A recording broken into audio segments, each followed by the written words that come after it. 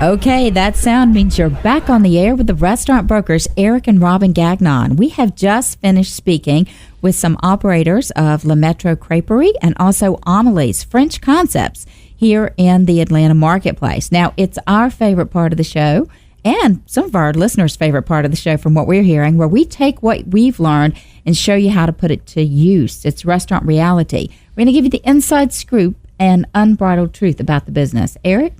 Yeah, that was very interesting that they talk about French cuisine. 'Cause, I mean, when you specialize in one concept, we talk about French today, but there's so many different concepts that you can go in, whether it's Asian, whether it's Brazilian, and then even you go to Asia, then you have Chinese, Japanese, Vietnamese. You have so many now. You go into even Mexican cuisine. There's Tex-Mex, there's authentic Mexican. There's so many different cuisine that creates some opportunities and some challenges. One of the opportunities, you can get very well known for one good thing that you do very, very well. But also, like some of our guests talk about today, sometimes you're looking across the street and like, oh man, these guys have the cool thing. But we also learn that it looks like if you're patient, things will come to you. That's right. And I think you and I know a little bit about specializing in a niche because, after all, that's what We Sell Restaurants is all about. There are plenty of general business brokers out there, but we just do one thing and we do it really, really well. So there are benefits because you can get that process and operation for the one niche so well defined that it becomes this barrier to entry for other folks to come in. For example, think about this. Every restaurant in the Atlanta market potentially has a creme brulee on the menu as a dessert item, but that if you want that most authentic, soulful, decadent bite, you're going to seek out the French restaurant because they have not only the creme brulee but also all the other classically French recipes down pat. So you're going to get the fresh baked croissant and baguettes and chicken cordon bleu and all the other French favorites, right? Absolutely. And it is now also a new thing that a lot of these concepts that are more formal are becoming very, very accessible.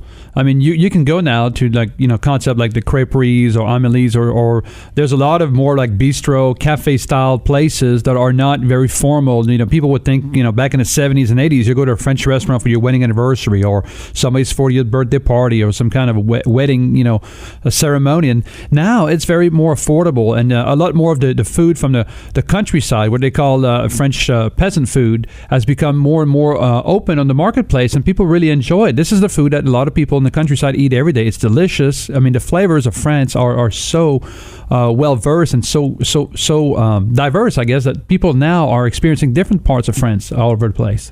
Yeah, but I do want to point out the downside to that, Eric, because it's restaurant reality, and that's this: if you live by your reputation as a French restaurant or as an Italian restaurant or any model that's around a certain type of food or a particular cuisine, then you really have to be flawless in that execution because it's almost like you set that standard before anybody walks in the door. Somebody that's not a specialist, they can have pate on the menu and it's just one more thing and it's the pate and then there's the nachos and that already sounds horrible, but whatever it is. But if you market yourself as a French specialist, that pate has got to be beyond reproach. Absolutely. And if you're going to do canard à l'orange, which is duck with orange in it, you better have it perfect because, was it Julia Childs was always terrified? Was it rabbit and Dijon mustard or something like that? And she finally got it through. But it takes a lot of perfection. And you don't want to be a me too, like we talked about today.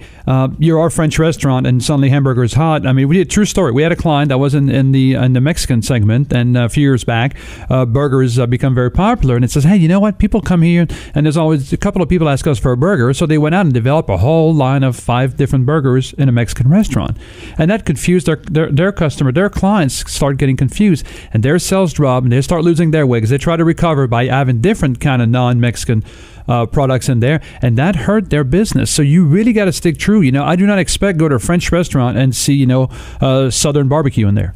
That's true. And it's also about that total experience. And don't forget ambiance, because both of our guests today get very high marks from customers for their style. They didn't just put out a menu that said, hey, we're French.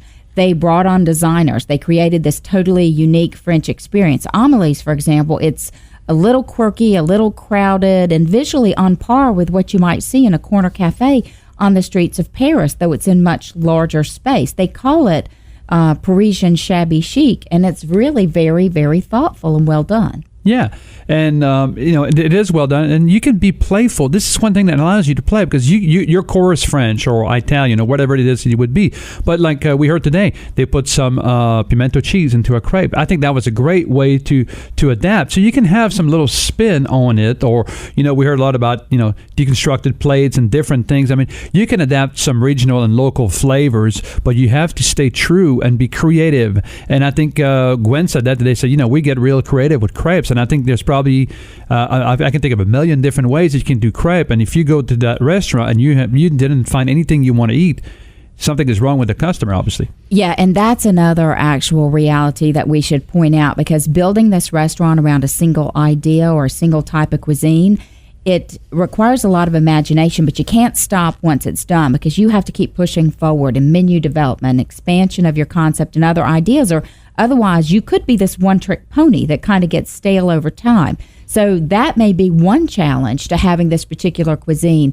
You have to really be thoughtful to stay innovative within your niche. Yeah, and make it not as daunting for people. People like we heard their guests talking about, people are scared sometimes of French cuisine or whatever it be, sushi or whatever other specialty you have. You got to make it to where people feel comfortable giving it a try. Like you say, hey, we put pimento cheese. People are comfortable in the Southeast with pimento cheese in the crepe. That's the first step that they put in there. So you have to be able to adapt and not, people always think if you talk to some of our more senior listeners here today, probably in the 55 and over, they remember French food being $100 a plate for 2 bites, and that was used to be. And now it's not that anymore. I mean, you can go to Amelie's, you can go to the creperies and have, coffee, a pastry, and a sandwich for probably $12 or so. I love that. Hey, you know what? If you're into niche businesses, we've got some listings that actually fill a niche for our buyers today. So let's take just one quick second and talk about them, because one of the great items that we have that we want to talk about is actually a bakery and sandwich shop. It's a franchise business. It's on the market for $1.2 million, and there's a reason for that. The earnings were almost they were over $365,000 last year. So if you want to be in the bakery cafe business, you don't want to build it from scratch, you can buy this one. And it's 2-store, Robin. This is not one, but 2 locations. So you're edging your bet. So you got great systems in place. You got great products in place. They've been there many, many times. This is one of these. This is in the state of Georgia. But if you like to be a big fish in a small pond, this is what it does to you. It gets you great rewards and great profit. We've also got another listing. This is a bakery, and it's a kosher restaurant and a bagel bakery for sale. It's in Boca Raton, Florida. It's a huge hit down there, and it has a separate bagel baking facility that's perfect for even doing wholesale activities. Big money maker, and this one's on the market for almost $500,000. So these and so many other of our listings can be found online. I think we need to do a shout out today, though, Eric. Yeah, Robin, right? What French loves in the air and what comes marriage. And I'd like to give our former producer, Whitney, and our current producer, Isaac, congratulations. Today is their wedding day, and we wish them many, many years together. They are the perfect couple, and hopefully they'll get to go to France one day and kiss under the Eiffel Tower like Robin and I did one in the past. You're such a romantic, Eric. I love it. You've been listening to Eric and Robin Gagnon. We are the Restaurant Brokers. You know where to find us. We're online at WeSellRestaurants.com. You can always catch up with us on Twitter. We're at Sell Restaurants. All of our listings, many other pieces and bits of information on our website. Have a great week, and we'll see you next week.